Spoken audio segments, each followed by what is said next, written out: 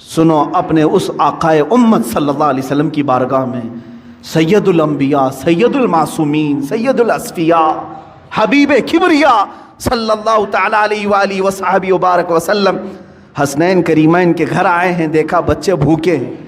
سیدہ نے کہا کہ ابا جان گھر میں کوئی چیز نہیں ہے، کھجور تک نہیں ہے بچوں کو کھانے کے لیے۔ حضور اکرم صلی اللہ علیہ وسلم نے کیا فرمایا؟ اے فاطمہ میں جاتا ہوں، دیکھتا ہوں کہ کوئی مزدوری مل جائے تو میں کروں گا اور کما کر کے لاؤں گا۔ کون کہہ رہا ہے؟ اللہ کے حبیب صلی اللہ علیہ وسلم۔ مولانا شہاب الدین قلیوبی نے یہ حکایت لکھی ہے، فرماتے ہیں کہ میرے آقا صلی اللہ تعالیٰ علیہ وسلم مدینے کے باغیچوں کو دیکھتے ہوئے گئے۔ دور ایک باغیچے کے پاس آپ نے دیکھا کہ ایک مالک باغیچے کا پانی کنویں سے نکال کر کے ڈال رہا تھا درختوں پر۔ حضور اکرم صلی اللہ تعالیٰ علیہ وسلم نے ارشاد فرمایا، کیا مجھے یہاں تیرے باغیچے میں کوئی کام مل سکتا ہے؟ اس نے کہا ہاں، تم میرے اس کنویں سے ڈول گھڑا پانی بھر کر کے درختوں پہ ڈالو، میں بدلے میں کھجوریں دوں گا۔ ایک گھڑا پانی ڈالو گے تو 2 کھجوریں دوں گا۔ اللہ کے حبیب صلی اللہ تعالیٰ علیہ وسلم نے رسی لی، اس گھڑے کو باندھا، ڈول کو باندھا اور پانی کھینچنا شروع فرمایا اور اپنے ہاتھوں سے اٹھایا اور درخت پر ڈالا، درخت کو سینچا، 2 3 4 درختوں کو سینچا، چوتھی یا تیسری مرتبہ رسی ٹوٹ گئی اور گھڑا ڈول کنویں میں گر گیا۔ یہ اللہ کے حبیب صلی اللہ تعالیٰ علیہ وسلم کی بات کر رہا ہوں۔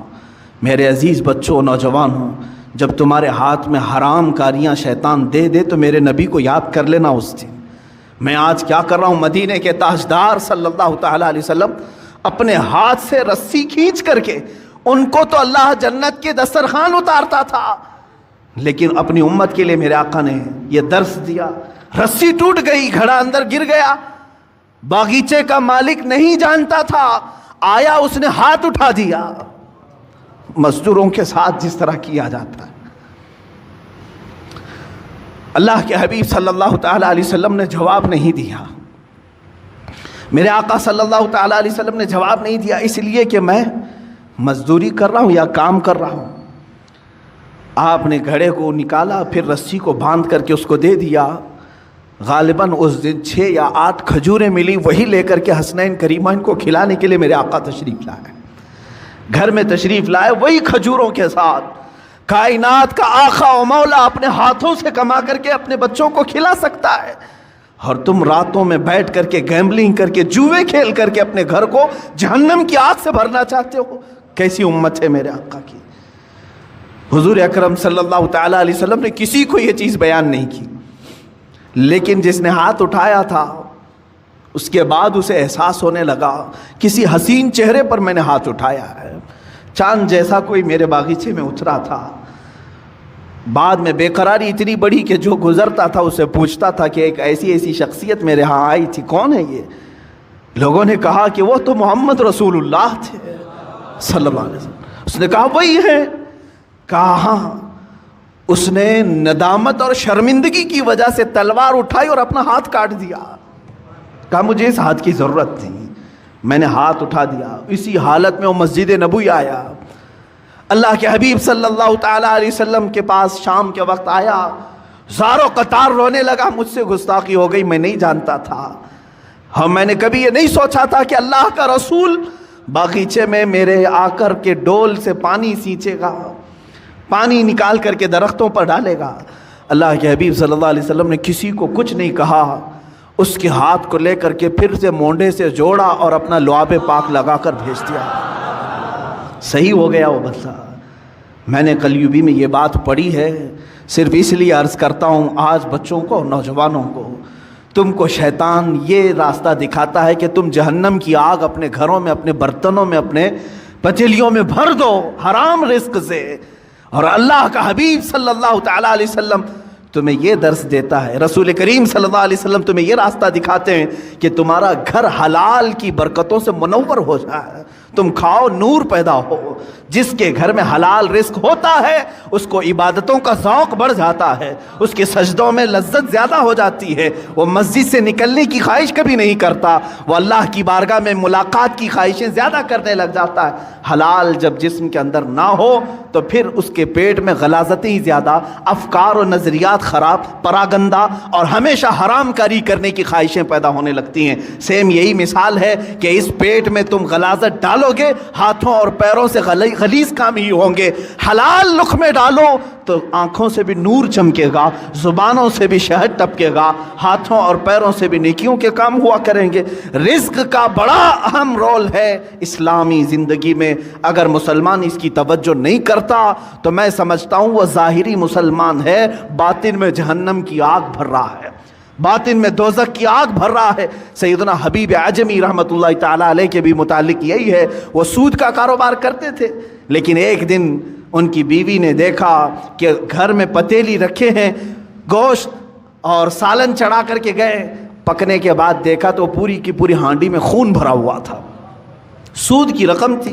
بیوی نے کہا کہ یہ جب لوگوں کا سود لیتے ہو تو یہی ہوگا، ہو سکتا ہے اللہ تعالیٰ تمہیں اپنی طرف بلانے کے لیے نشانی دی ہے، ورنہ تو اکثر کو اللہ تعالیٰ نشانی بھی نہیں دیتا کہ ان کے لیے آخرت کا عذاب ہے۔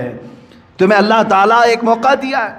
اسی دن وہ توبہ کر کے اپنے گھر سے نکل گئے۔ ہاں میں جانتا ہوں جو حرام کاریوں میں ملوث ہیں ان کے لیے اب محنت کرنا مشکل ہو جاتا ہے۔ بڈی کے کاروبار کرنے والے سوچتے ہیں اب تک تو بیٹھ کر کے نواب بن کر کے کھاتا تھا، لیکن اب اگر یہ نہیں کروں گا تو محنت، ہاں تمہاری آزمائش بھی ہوگی۔ حبیب اعجمی فرماتے ہیں 9 دن تک مسجد میں بیٹھتا تھا، کوئی کام مجھے آتا ہی نہیں تھا۔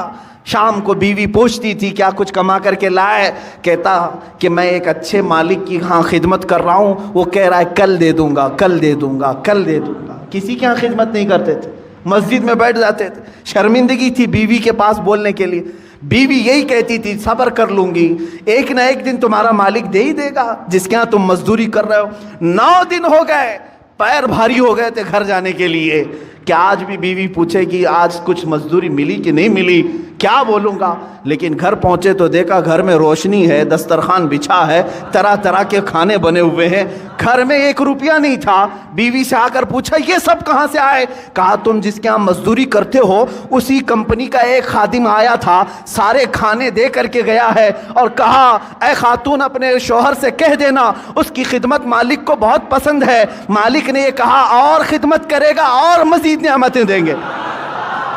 حبیب اعجمی چیخ پڑتے ہیں، کہتے ہیں میں جس کے ہاں خدمت کر رہا ہوں وہ کوئی نہیں جانتا، میری بیوی بھی نہیں جانتی۔ اسی دن اپنے گھر سے نکل گئے اور فنا فی اللہ کا مقام حاصل کیا۔ حضرت حبیب اعجمی رحمۃ اللہ تعالیٰ علیہ بغداد کے ان مشہور اولیاء کاملین میں شامل ہوئے جن کی بارگاہ میں حضرت فضیل بن عیاض بلکہ سرکار بغداد غوث اعظم عبد القادر جیلانی رضی اللہ تعالیٰ عنہ بھی ادب سے نام لیا کرتے تھے۔ جب تم حرام کو چھوڑو گے اللہ تعالی حلال 1000 دروازے کشادہ بھی کرے گا، کھولے گا تمہارے لیے۔ عزیزان گرامی میں یہی آخری میسج دینا چاہوں گا، جو بھی مجھے سن رہے ہیں اے نوجوانوں توبہ کرو، سچی توبہ کرو۔ دنیا تمہارے مال سے اور تمہارے پیسوں سے اپنی اینٹیں بنا رہی ہیں اور تمہیں اس کا ذرا برابر بھی شعور نہیں ہے۔ تم ہر جگہ لوٹے جا رہے ہو، ہر جگہ تمہارے اس مال کے ساتھ کھلواڑ ہو رہا ہے۔ چٹ فنڈ کمپنیاں آتی ہیں تمہیں لوٹ کر کے جاتی ہیں، لٹیرے آتے ہیں تمہارے محلوں میں لاکھ کو 2 لاکھ کرنے کے بہانے سب کے پیسے لے کے بھاگ جاتے ہیں۔ کاروبار میں اس طرح کا منافع دینے کی وعدے کرتے ہیں، اتنے بھر دو، اتنے % تم کو ہر مہینے ملتا رہے گا، وہاں پر تم لوٹے جاتے ہو۔ میچ کوئی اور کھیل رہا ہے، پیسے تمہارے جا رہے ہیں، کوئی اور کھیل رہا ہے، پیسے تمہارے جا رہے ہیں۔ یہ سب کیا ہے؟ تمہارے حلال کمائی کو دنیا نگل جانا چاہتی ہے۔ یاد رکھو اللہ رب العزت کی بارگاہ میں ہر چیز کا حساب ہوگا۔ اللہ کی بارگاہ میں دعا ہے مولا ہم سب کو حلال کھلائے اور حلال پر ہی خاتمہ فرمائے۔ مولا ہمارے گھر کے ہر دروازے کو حلال دروازہ بنا، ہمارے ہر لقمے کو حلال لقمہ بنا۔ اے قدیر و جبار خدا حلال لقمے کی برکت سے ہماری زبانوں میں نور عطا فرما، ہماری آنکھوں میں سرور عطا فرما، دلوں میں تقوی عطا فرما، ہاتھوں پیر سے نیکیوں کی خیرات عطا فرما، ہمارے ذہن میں برے وسوسات اور خیالات سے ہمارے ذہنوں کی حفاظت فرما۔ اے کریم خدا جو بچے بھٹک چکے، بہک چکے اور آج اس طرح کی گیمبلنگ میں، جوئے میں لگے ہیں، اے کائنات کے مولا ان نوجوان بچوں کو تو راہ راست عطا فرما، صراط مستقیم پر گامزن فرما دے، انہیں حبیب کبریا کی محبت سلیم عطا فرما۔ مولا ہماری دعاؤں کو نالین مصطفیٰ کی برکت سے قبول و مقبول فرما۔